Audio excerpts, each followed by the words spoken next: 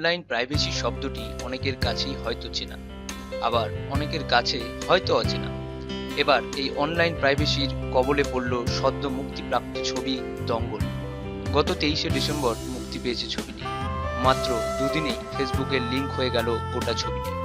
জানা গেছে দুবাই থেকে হাসিম নামে এক ব্যক্তি তার প্রোফাইল থেকে গোটা ছবিটি ফাঁস করে দেয়।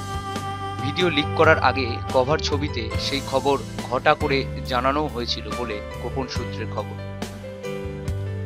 কপিরাইটের কারণে এখন ফেসবুক থেকে এই ভিডিওটি ডিলিট করে দেওয়া হয়েছে। তবে তার আগে 8,33,000 বার দেখা হয়ে গিয়েছে এই ফাঁস হয়ে যাওয়া ভিডিওটি।